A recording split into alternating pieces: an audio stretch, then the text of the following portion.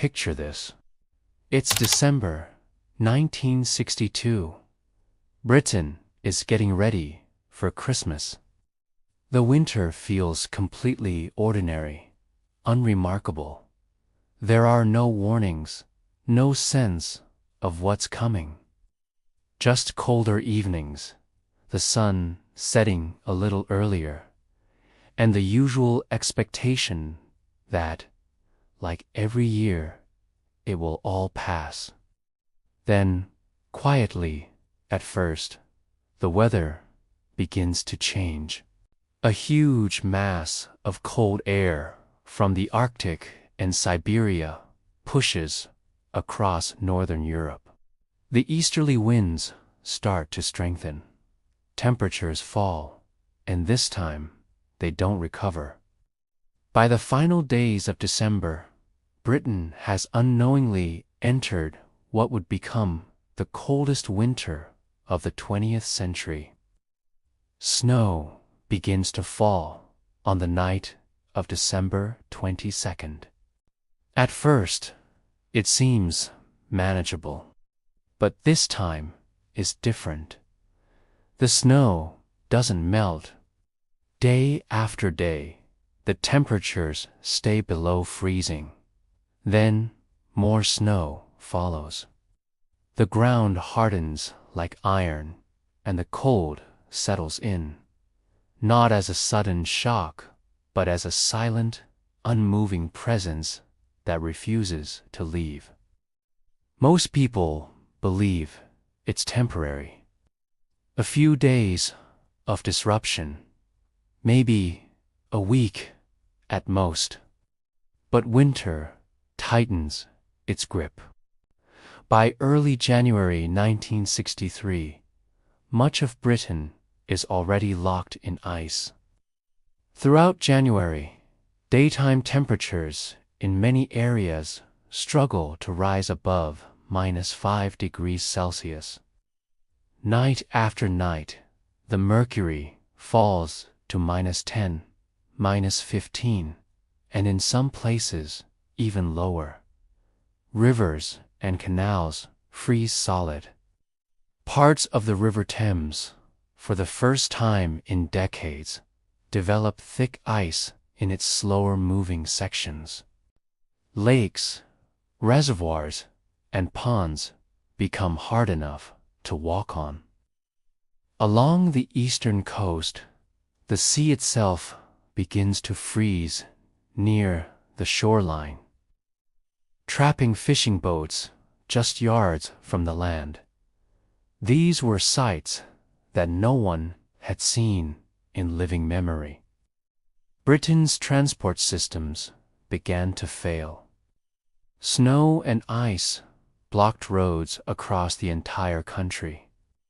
Cars were simply abandoned where they stood. The railways ground to a halt as the points froze solid and signals failed. Entire villages, especially in rural areas, became completely isolated for days, sometimes even for weeks. Supplies were slow to arrive, if they arrived at all. Britain, a country so accustomed to mild, damp winters, was completely unprepared for cold of this persistence.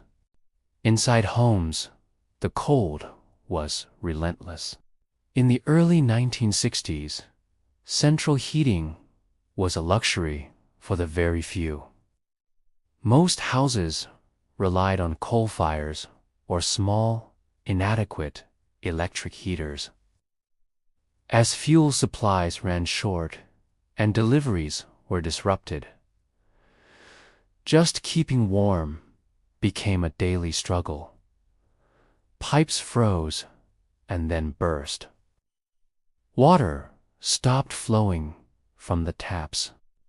Ice formed on the inside of windows, creating beautiful but chilling patterns. People slept wearing their coats piled under layers of blankets. In the mornings, clothes left out overnight, were stiff with cold. The sheer effort required simply to get out of bed and face the day became part of the grueling routine. This prolonged freeze placed an immense strain on health services. Doctors and nurses became heroes, traveling on foot, by bicycle, or even on skis to reach those who were unable to leave their homes.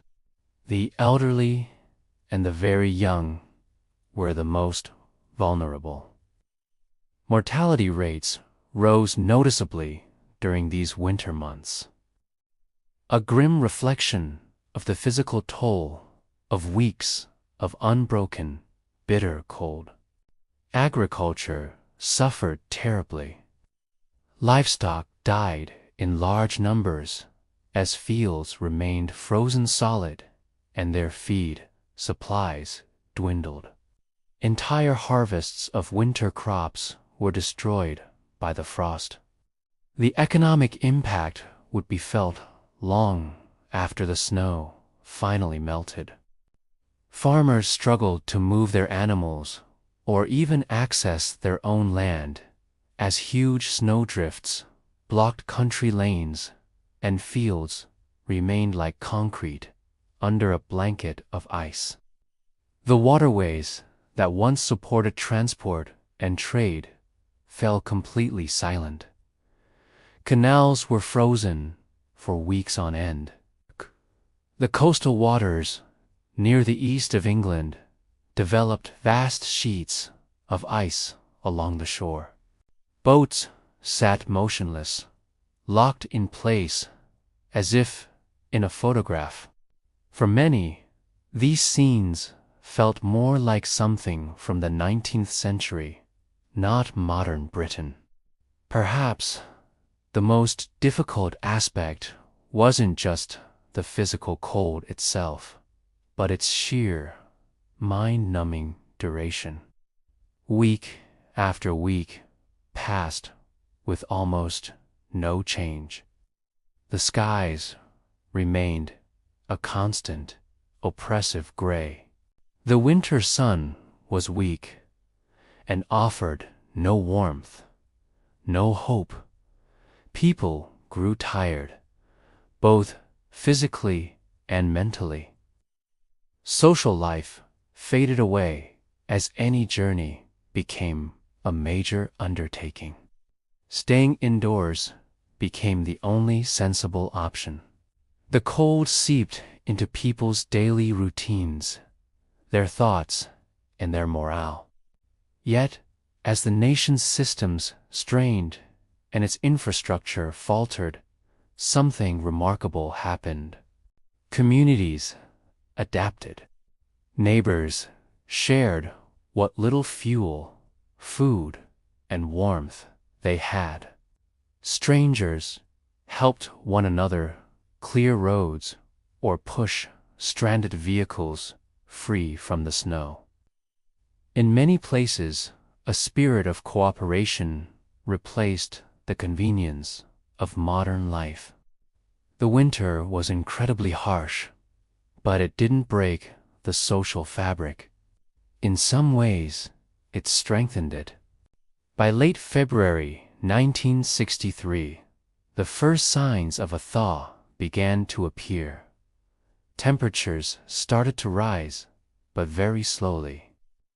The ice thawed in stages, revealing a landscape changed by the freeze. Roads reappeared from under the snow. Rail services cautiously resumed. But it wasn't until early March that Britain finally, truly emerged from the grip of the ice. Nearly 3 months of persistent, bone-chilling cold had finally come to an end.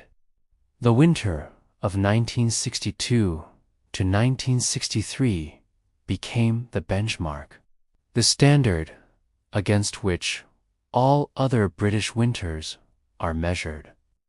It reshaped how the country thinks about housing, insulation, heating, and its preparedness for extreme weather. No other winter of the 20th century matched its unique combination of severity, duration, and its nationwide impact. It wasn't a winter remembered for single, dramatic moments or catastrophic blizzards.